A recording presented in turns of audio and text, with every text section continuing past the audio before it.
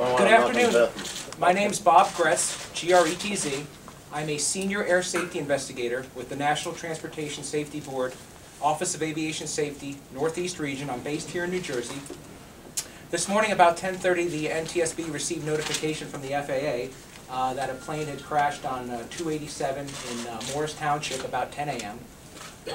I responded to the scene. As I speak, the NTSB is organizing a team of about 8 NTSB investigators from various parts throughout the country are coming here to New Jersey. Investigators based in Georgia, New York, and D.C. I got here, responded, like I said, locally, met with the FAA, met with various state and local agencies, and the information we have at this time is that the airplane was a Cicada, which is a French company, TBM 700. That's a 6-seat high-performance turboprop airplane. The engine's manufactured by Pratt & Whitney, a company in Canada. We basically met on scene and started documenting the wreckage so we could remove it from the highway and open the highways. Again, preliminarily, what I'm told from the FAA was that the airplane departed Teterboro. Its intended destination was Peachtree, DeKalb, Georgia. The identifier for that airport is PDK, Papa Delta Kilo. I'm told that about 14 minutes into the flight that there was some discussion between the pilot and the controller about locations of icing conditions. And I want to stress that, again, this is preliminary. I've heard this third hand. This was followed by witness reports of an airplane descending in a spin to the ground.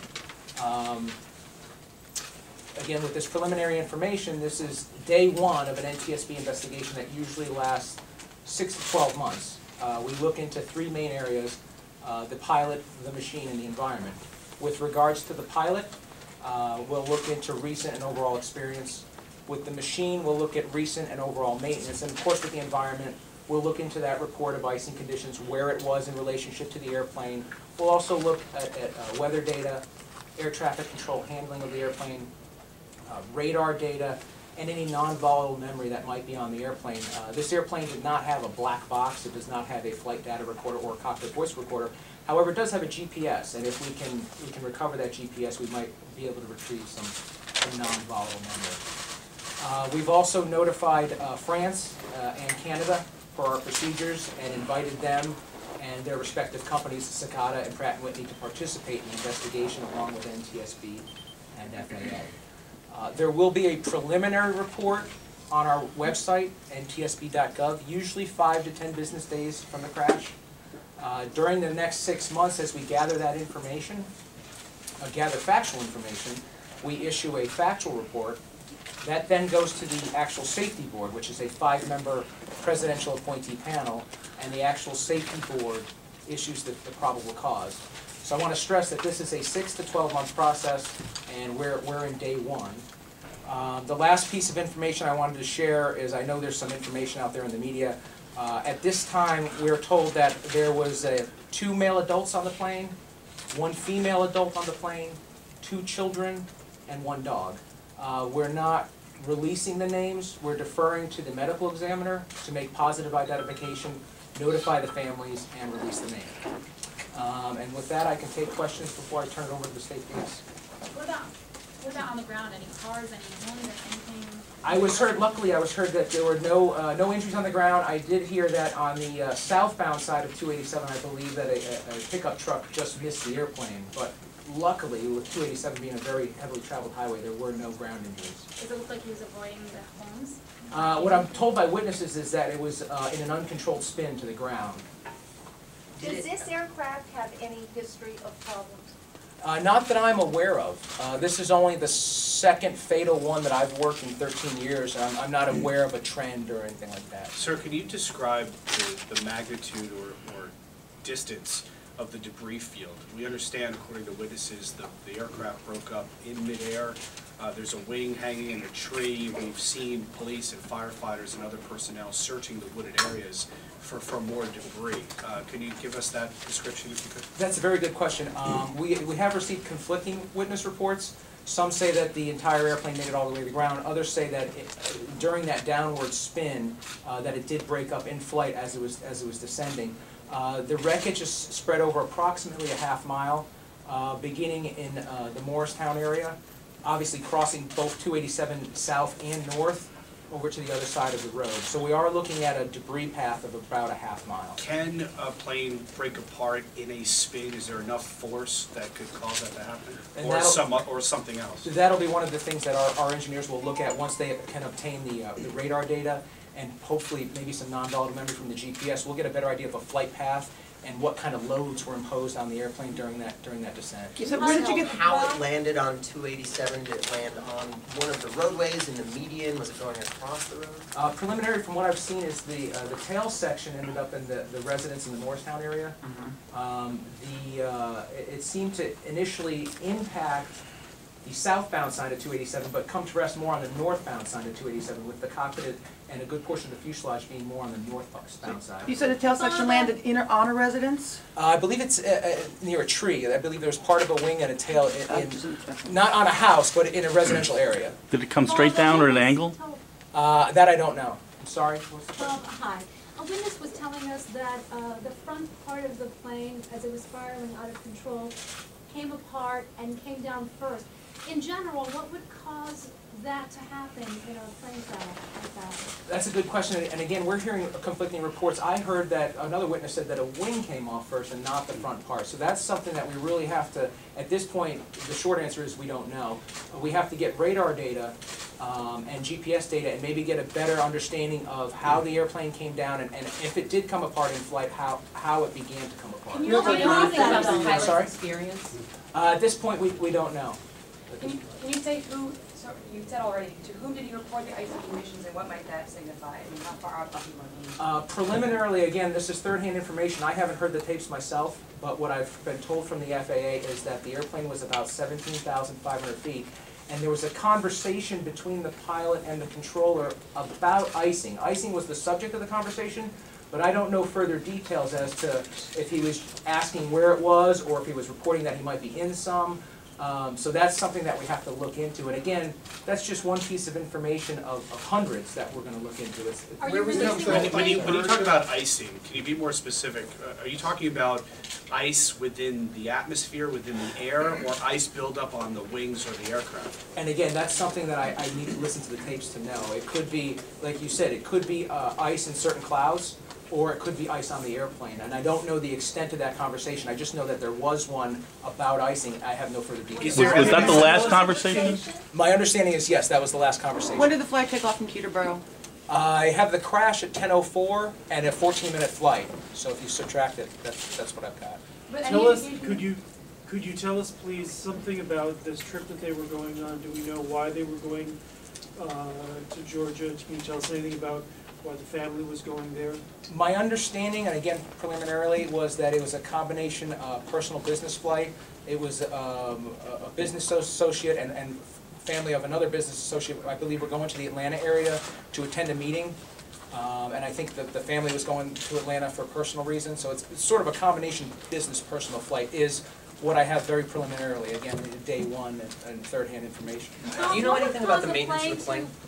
I do not. It's one of the things we'll do is as part of this 6 month. When and where it was last maintained. Part of the 6 month fact-finding process, we will get maintenance information. It is required to have an annual inspection. That's something we'll look for. Bob, in general, what would cause a plane to just sort of fall apart in midair? Was there an explosion? At this point, we have had no notice of an explosion, and like I said, it's too early to tell whether it was something mechanical or something that the pilot did, and we just don't know. How long did it take to plane? Going to Morristown Airport, heading that way? I'm not aware of that. From all the witnesses I've talked to, it seemed I was described to me as a uncontrolled descent or spin to the ground. How long did the descent take till the plane reached the ground? I will know when I have radar. At this point, I don't know. When you say it's a high-performance plane, what do you mean exactly by that? It's powered by a Pratt & Whitney turboprop engine, which is basically a jet engine turning a propeller, and it can cruise at speeds about 300 to 400 miles an hour. Any indication if the victims were killed on impact? I would defer to the medical examiner. It's just not my area of expertise. Did the plane go through proper, and was it necessary, de-icing at Teterboro? Who would be responsible? Would it be ground control at Teterboro, which is operated by the Port Authority, or would it be the pilot himself or herself? That's a good question. The ground icing is if there's actually ice on the airplane on the ground, like if it was sleeting or raining. The ice that they may have been talking about was, it may not be raining, but a cloud would contain ice if you fly through that cloud. So I don't know if they're talking about icing as we had a sleet storm or icing in the air. I'm not aware of any icing on the ground at Teterboro that would have required de-ice. Without giving away the pilot's name, can you tell us anything about how long he had been licensed or how many hours experience he had? I honestly, to be honest with you, I've been on scene, I haven't even had a chance to look that up. Our main goal was really to move the wreckage, document it so that we could move it and open up the highway. Do you know what the ground temperature was? I don't know. Can you talk about how icing might impact the pilot's ability to fly and maneuver the plane? Again, at this point, I don't know because I'm not privy to the conversation, the exact details of what exactly he was talking about. I don't know if he was asking where it was, or if he was saying he was in it, or if it could have been just a general conversation. At this point, I haven't heard the tapes, I don't know. But if icing was forming on the plane, generally speaking, on any kind of a plane, what impact did that have on the ability of the pilot to control it? It depends on the model of the airplane. Some airplanes have anti-ice and de-ice equipment on board. Do you know if this one does? I do not. It's something I have to look into. Different models are different, and a lot of times you can order an airplane with different options. So that's something that we'll look into. Do you know if the family lived in New Jersey or in Georgia? I do not. Can you confirm who the plane is registered to? We have a name just Buckaroo. I don't know. I haven't had access to the website. I think if you go on the FAA website and enter the tail number of the airplane, it can pull up the registration. I haven't. Again, I've been on the highway. I haven't opened a computer today. What was the tail number again? I have that. November 731 Charlie Alpha. Where's the wreckage being Unique, taken? obstacles or challenges in this particular investigation compared to other crashes that you've covered around the country? Well, one of the challenges, of course, is the fact that it's spread over a half mile. It makes it a little difficult to collect all the wreckage. And the urgency to get it off 287. That's really our goal for the first day, was to document pieces we needed to move, just in case things shifted in the course of moving. We wanted to capture that evidence and then move it in time to get the highway open. And I'm sorry, ma'am. Where's the wreckage being taken? Oh, good question. There is a company based out of Delaware that specializes in long-term aircraft recovery and storage. That company has dispatched immediately, has already arrived here, and it is in the process of recovering the wreckage. How long do you think that will take, the recovery period? The fact that, normally I would tell you 3-4 hours, the fact that it's spread over a half mile, it could run into tomorrow. Our goal is to get as much away from 287 initially as possible, just not to impact the motorists. Will it affect rush hour though on 387?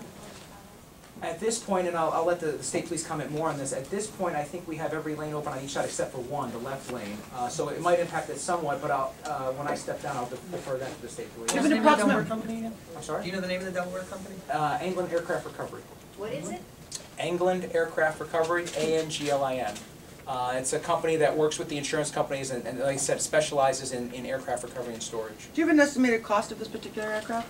I don't, but I would say several million. Is there any way to tell whether he was trying to land on the highway? Again, as I've already stated this, from the witness reports, they've all been described to me as an uncontrolled descent or spin, which is contradictory to an attempted landing. One witness said that the plane seemed to turn at some point. Did you talk to anyone who said that the plane seemed to turn and change direction? That may be part of the descent description. I just don't know. What direction was the plane heading when it crashed? I won't know until I see the radar data.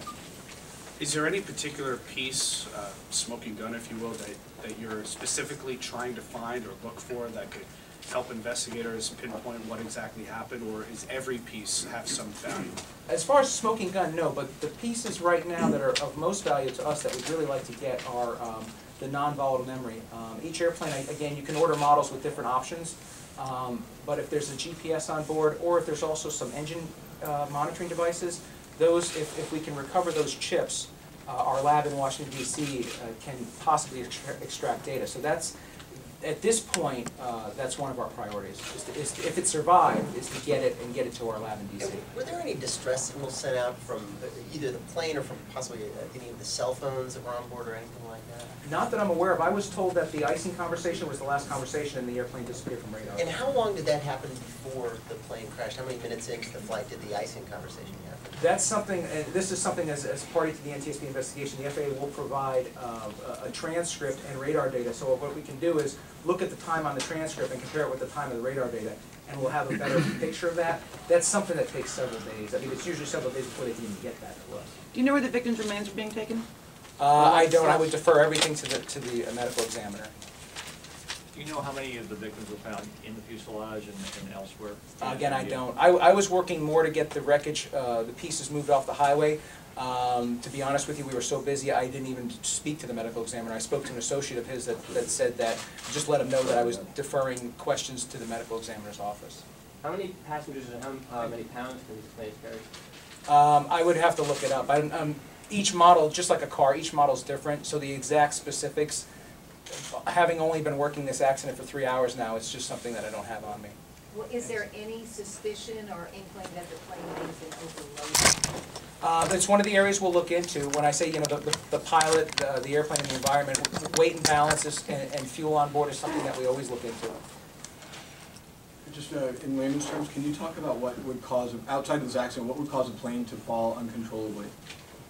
It could be a myriad of things. I mean, of course, as I mentioned, you look at the pilot, the machine, and the environment, and that's one of the areas we're looking, you know, and it's going to take us a long time to do it, is looking at the piloting aspects of it, the mechanical aspects of it, and also the environment aspects of it. I mean, obviously not today, but, you know, something that can cause that is a thunderstorm.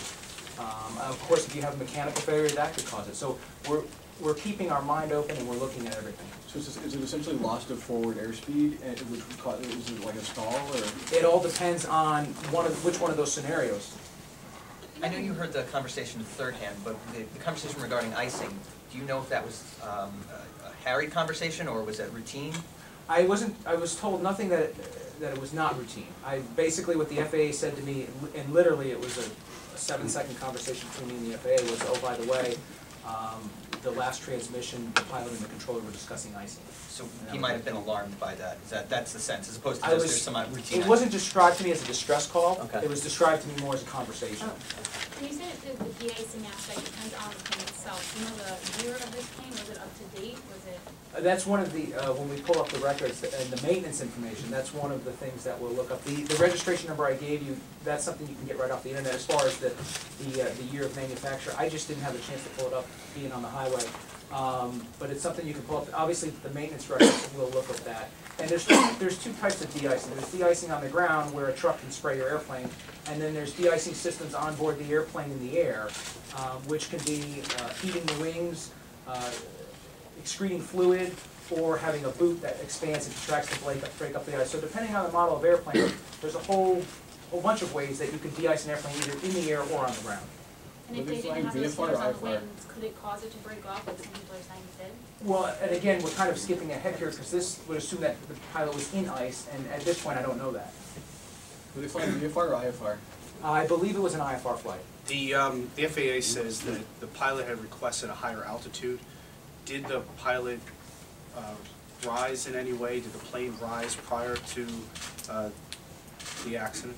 I hadn't heard that. The last I heard was that the airplane was at 17,500 feet before being lost off radar. It wasn't the act of rising that caused the distress or anything like that you know? Well, I don't know that it rose. Okay. It's one of those things, again, I'm going to have to get the transcript of the ATC communications and marry that up with the radar data and see what was going on while what was being said. You just have to match the timelines. Are you releasing that conversation today? Not today. That transcript from the FAA, as a citizen, you could FOIA it from the FAA and get a copy of it. And then when our report's finished, and again, usually 6 to 12 months, it would be in our public docket. Could you give us an idea how many, if there were any close calls for drivers on 287 and the wreckage coming down? I was told one. I mentioned before, I was told that there was a pickup truck in the southbound lane that narrowly missed it. And luckily, as busy as 287 is, that's all I've heard. It was one near miss with a ground vehicle. Has anybody talked with that driver? I have not. I believe the state police has their information. Can you talk to us about that? If there's no more NTSB questions, I'll turn it over. Okay, as you've heard, there's probably many more questions than we have answers at this point. We're still very early in this whole investigation. State police are assisting the FAA, the NTSB with the investigation by sending detectives out there speaking with witnesses. If there are any more witnesses out there, we would love to have them contact state police. We'll be sure to be turning that information over. As it stands now, we were both out at the scene for quite a while. It's a horrible tragedy. We had one call come in, the first call come in at 10:07, and that call reported a terrible crash right on 287, where a plane entered the southbound lanes, struck the southbound lanes, then continued through with that inertia or through the wooded center median into the northbound side of the highway.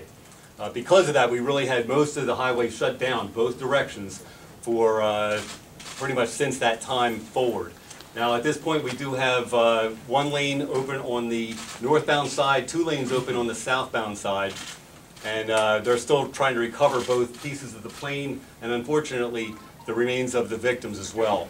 It was a very traumatic crash, and somebody had asked about whether the remains of the victims remained in the cockpit. There's no cockpit to be seen.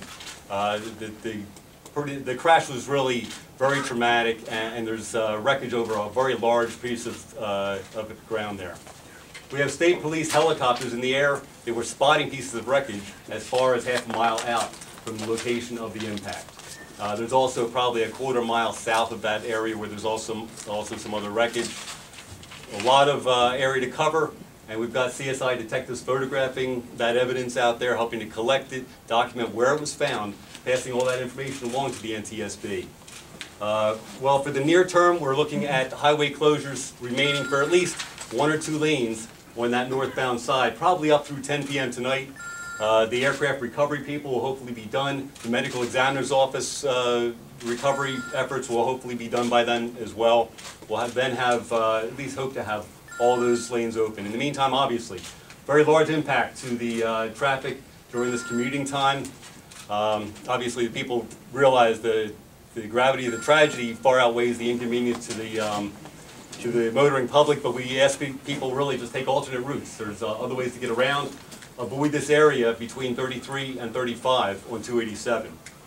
We have a whole list of agencies who are out there. Really a tremendous amount of help there, from the Salvation Army to local, county, state, and other federal agencies who are out there helping. We appreciate all that help, and we're all passing the information along that we can to the main investigators of this accident. I will have a full list of those people who are out there, the other agencies, but I'll pass that along momentarily. Essentially, what I'd like to do now is turn this over to our mayor. We have Scott Rosenbush, the mayor of Morris Township, to tell us a little bit, and then I'll... Just one question, Tripp. I gather from what you were just saying earlier that you're still in the process of gathering the remains?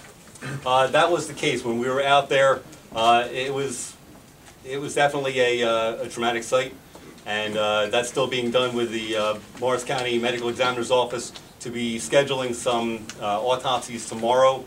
And as had already been mentioned, we had the remains of 5 people we're dealing with, and 1 dog as well.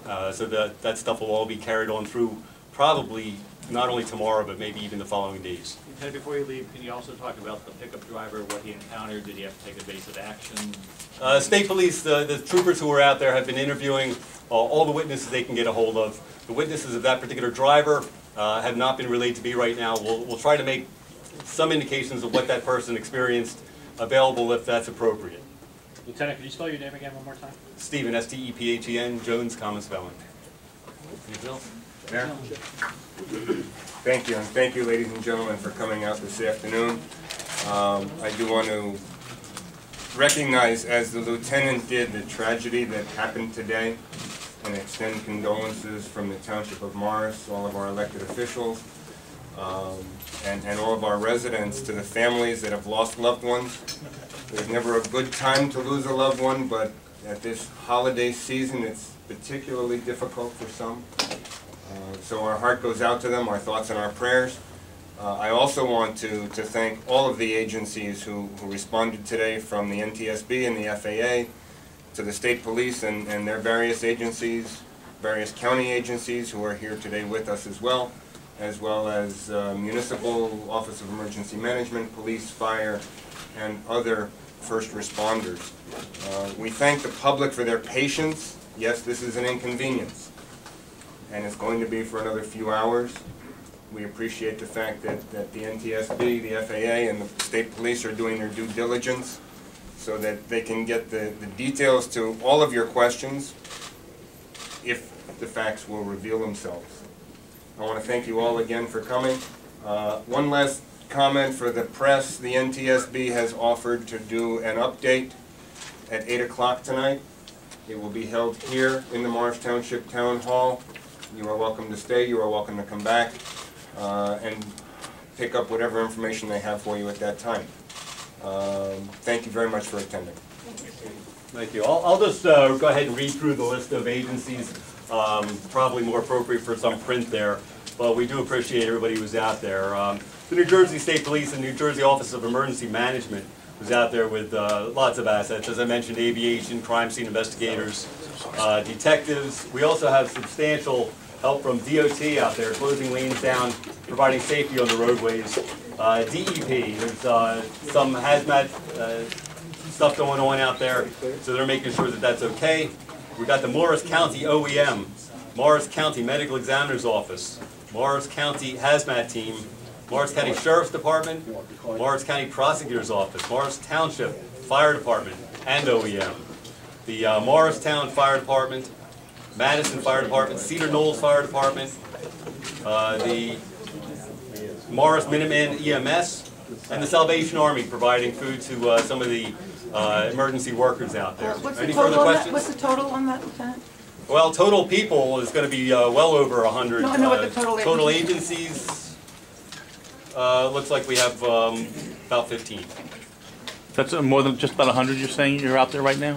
There have been more than 100 people involved in this recovery effort and investigation.